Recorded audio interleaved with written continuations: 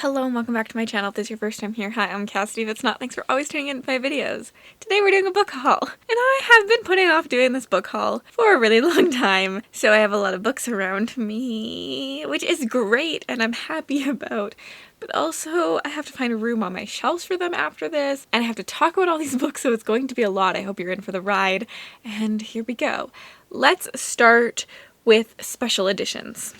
I technically have 3 special editions, which is weird for me, but this one I am counting as a special edition, even though technically it's just like the first edition of the book and was not like extra money. But we have Fourth Wing by Rebecca Yarros, which has these really pretty dragon stenciled edges. It also has like a beautiful map in it. This is by Red Tower Books, and I noticed that they're doing stenciled edges for a lot of their upcoming books, and I'm very excited for this new imprint. I think it's new, and I need to figure out how in the world I can get on their PR list to get an arc of the second book, because I recently read this and I adored it. Fourth Wing follows our main character Violet, who is forced to end up into the dragon riding school, and there's only 2 ways out of this dragon riding school. Either you die or you bond with a dragon, and Violet has a chronic illness that challenges her compared to the other students in this academy. She doesn't think she's going to make it out alive, and her mother is forcing her to be there, but she did train to be a scribe like her dad her entire life, not like her mother. She does have to live up to family expectations because everyone else in her family are the best and the top dragon riders, and things kind of spiral from there. We have an enemies to lovers romance in this that was slow burn and chef's kiss, and the dragons have some of the best personalities in this. I absolutely adored the dragons in this, and the world building in this I thought was really cool as well. This is a new adult fantasy. It has those YA characters, but the complexities of adult fantasy. Then we have these 2 bad boys, which are from the Broken Binding. We have the Ember's Blade and the Shadow Casket, which have these really pretty sprayed edges, as well as they have like stunning end papers, and we have a really pretty like under the dust jacket as well on both of them. I like the Shadow Casket a little bit better. I love that end. And look at the gold. It's so pretty. They are also signed by the author as well. I know absolutely nothing about this series. I got very trigger happy and bought them, even though I do own the paperback of the Ember Blade somewhere. I just know it's a high fantasy that is similar to like classic fantasy feels. We follow a main character who has lived by the rules his entire life until his father is executed for treason. He and his best friend Cade are thrown into a prison and expected just to work. This is when they start to question what they have been told, the propaganda of the world, and things like that. A revolution is brewing and Arwen is being drawn into it whether he likes it or not. He slowly accepts the rules are not there to protect him or his people, but in fact to enslave them, and he must find the Sword of Kings, the Excalibur of his people, but is locked in an impenetrable vault, and he has to steal it. So it is a bit of a heist too. I am excited to read these at some point, but also they're just gonna sit on my shelf and look pretty for a really long time. And next up, let's go into my like gifted category, books I have been gifted. We can start with The Seeds of War by João F. Silva, which is the Smokesmith book 1. The author sent this to me kindly. Thank you so much. He sent me a bookmark, he wrote me a note and signed it, as well as sent over this beautiful map. I did unbox this in a vlog at some point, but you can look at it again. I'm really excited for this one. Library of a Viking actually just read it and really enjoyed it, so it's looking up for me. He ran like the monster he was, and the smoke followed as the tagline, which I'm sold. We follow 3 characters in this. We follow Gimlor, who is a single mother and a war veteran turned crime boss set on protecting her family and her town. Orberesis, who is a petty thief pretending to be a god to protect a terrible secret. And Red Now is the world's most feared mercenary, but his best days are behind him and there's only one job left to do. In a world of dangerous monsters and devastating smoke magic, the seeds of war are planted, allies must be treasured, and enemies defeated. I'm really intrigued in what the smoke magic is, and I really like the tones of this cover. Let's continue with an indie, and we have The Third Crossing by Karim Solomon. This is a standalone in the War of Last Days series, which I do own the first book in this, but this is a complete standalone, and I do know the author is going to attempt to get it into Spiffbo 9. Obviously, Spiffbo 9 is just like first come, first serve. That's how Spiffbo runs. So whether he gets it in or not is just based on timing. He has warned me since I said when I picked this up that I was so excited for a desert setting. This does not have a desert setting, but does have demons. I'm not sure much about this story. I do know that we follow two characters who start an unlikely alliance, knowing that at some point they will have to betray each other and stab each other in the back. I thought was quite interesting. Trust could be a grave mistake in these dark times of war. If you wish to be the last one standing, you must be ready to be the first to stab in the back. That's all I really want to know about this. I know that there's a war and the magic, and I was also gifted The Revenant Prince, which is the sequel to a Spiffbo finalist this year, Tethered Spirits, that I quite enjoyed, and so I'm very excited that I was lucky enough to receive a copy of the second book. The author also sent me a little bookmark as well as some goodies. I got little cards of what the people look like in this with some information on the back, as well as these two little stickers which are like these really fun spirit magical companions in the story that I really enjoyed. I can't really tell you what Revenant Prince is about, but Tethered Spirits follows a band of friends who we follow one guy who loses his memory when he dies, and we're following the rest of the friends as they try to figure out what exactly is wrong with him, why he loses his memory, and there's also someone following them trying to kill them. I really enjoyed it. It's like a fun YA indie fantasy, and it had a really fun pace, and I'm excited to see some of the discussions we got in book 1 in book 2 more discussed. Discussions more discussed, who would have thought? These two lovely books were gifted by friends. Kaylee got me The Serpent and the Wings of Night, and Claire got me The Ashes and the Star-Cursed King after I loved this series. This is the Crowns of Nyaxia series, book 1 and 2. This makes up the Nightborn duet, and there are 4 more books in this series, but each are duets as well. I adored this when I read it earlier. I read it for Realmathon. I gave both these 5 stars. I really enjoyed them. This is a new adult fantasy romance, and I just had one heck of a time with this. I'm only gonna hold up book 1 because I'm tired. This one follows our main character, who is a human in a world of vampires, and she has been training her entire life to be part of this like trial that the vampires go through. It's a competition where the last one standing gets to wish for anything from the goddess. So she enters this trial as the only human, has to compete against other vampires. Obviously she's not as strong as these immortals, but she is more cunning and smart, and she has to figure out a way to survive. She makes an unlikely alliance that leads to some steaming moments and some very, very hard moments for my heart, and some very good moments for my heart. And I just really enjoyed the world building in this. I enjoyed the balance of fantasy to romance, and I definitely will be picking up more from Krista Broadbent. I'm so excited that I got these. I really want to do a reread, which is so weird for me. I feel like I am slowly becoming a rereader, but I haven't actually reread a book yet, but I just think about rereading books. But I would really like to annotate the crap out of these because I loved them so much, and I think it would just be fun to have. Then we have The Return of the Knights by Gregory Contaxis, which I also believe is going to be attempted to be in Spiffbo 9. Obviously, depends on timing. I don't know a lot about this. The author kindly sent this to me, and he asked me if I was interested. I read the synopsis, I said yes, and now it's been sitting on my shelf for a really long time because I have been delaying doing this book haul, but now I need to tell you what it's about, and I don't know.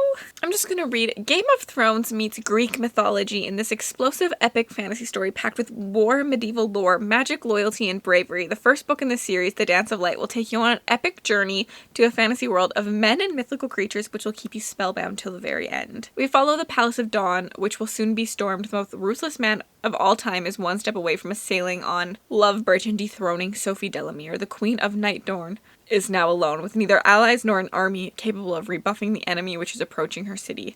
Everything appears to be over until a mysterious young man, Elliot, makes his appearance. Entangled in a web of lies and politics, Elliot will try to draw Walter away from the Love Bridge and face him in the stronghold of Riskworth. He will attempt to rekindle relations and revive the old alliance between the King of Nightdorn and Cerelia Endor, the governor of Wirksworth.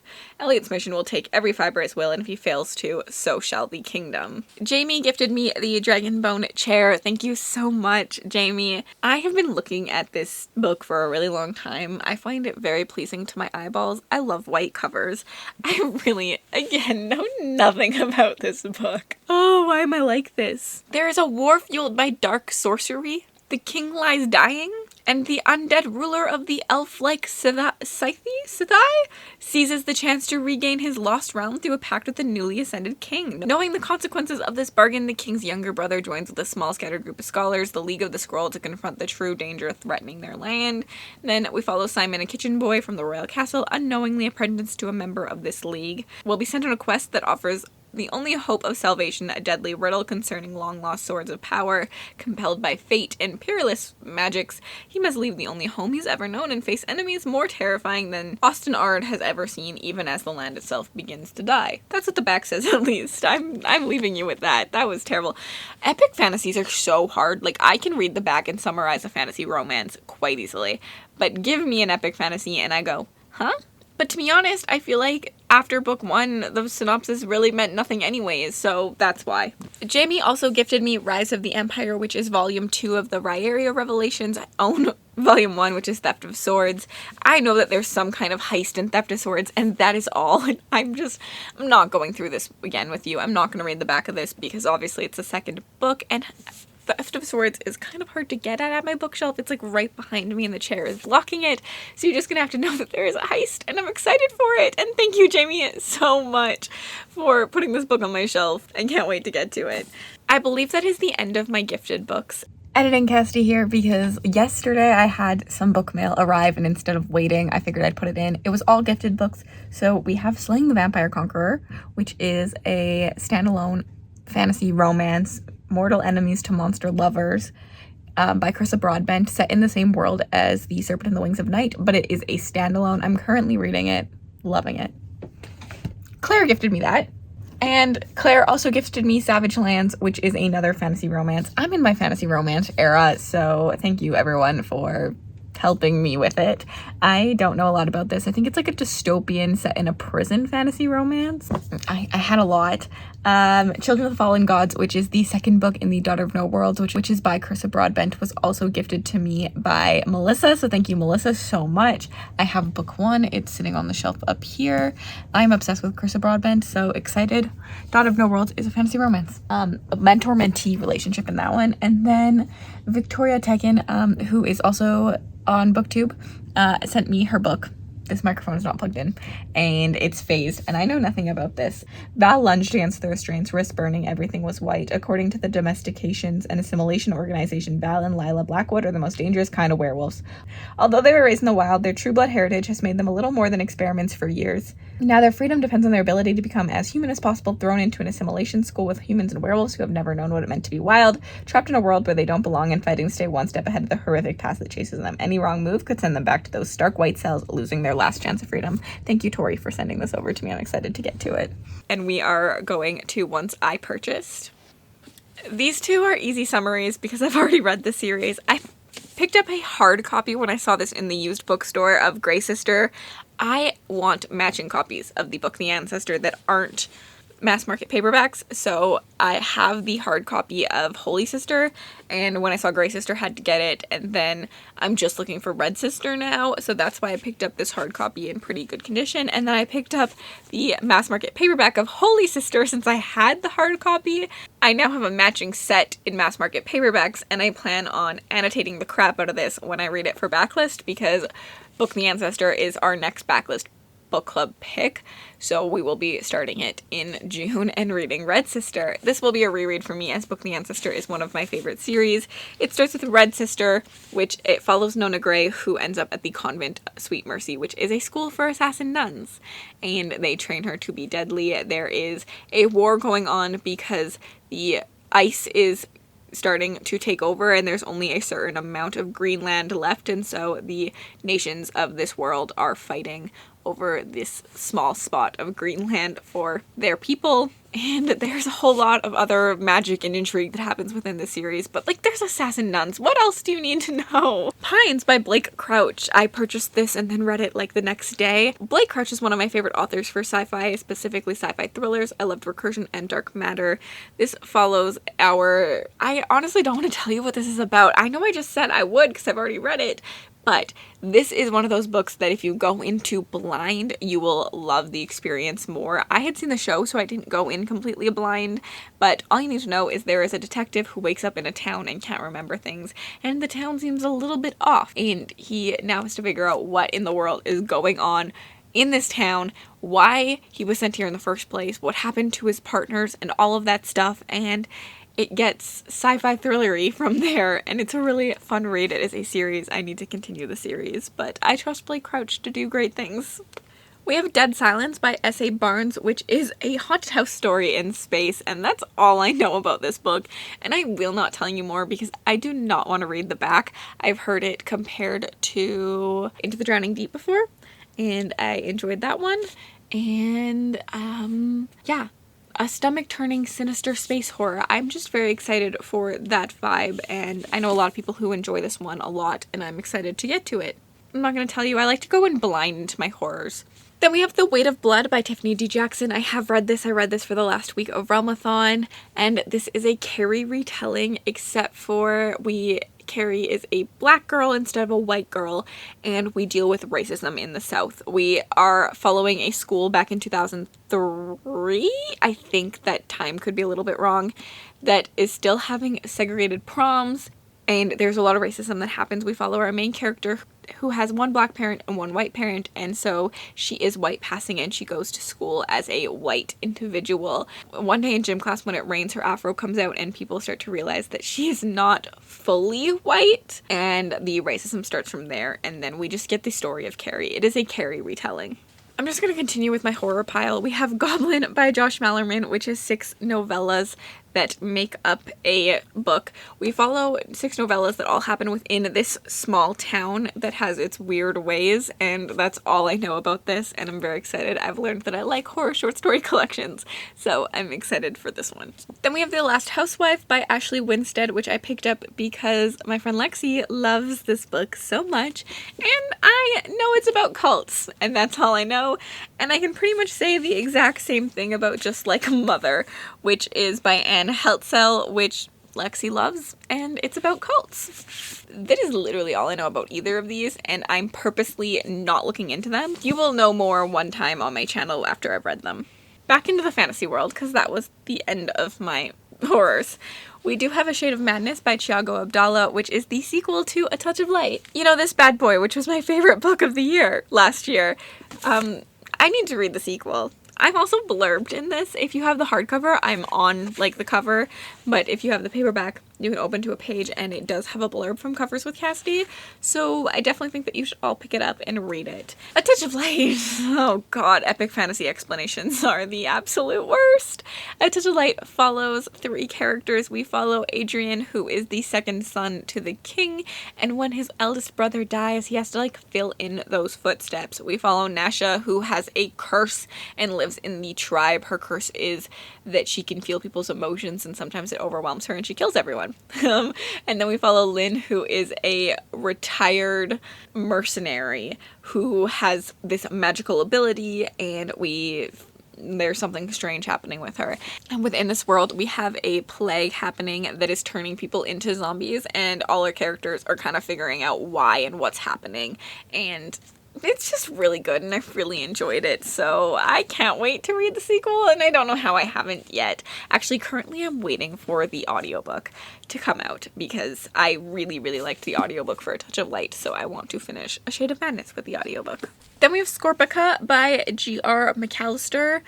We follow a world where centuries pass without a single girl being born. I believe we have a queendom, we have a world ruled by women, but I'm not entirely sure. We're following all women characters in this, which I think is interesting, and I believe that it is a non-Western setting as well, but don't quote me on that.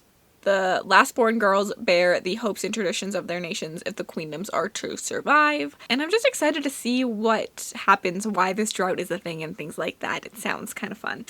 Then we have Daughter of No Worlds by Carissa Broadbent, which is the War of Lost Hearts Volume 1. This follows our main character who was sold into slavery as a child, and then she ends up doing something bad to her masters, and in order to escape them, she pledges herself to like this magic training thingy. It's called the Order, an organization of magic wielders strong enough to destroy her former masters. To earn her place, she ends up as an apprentice to a guy.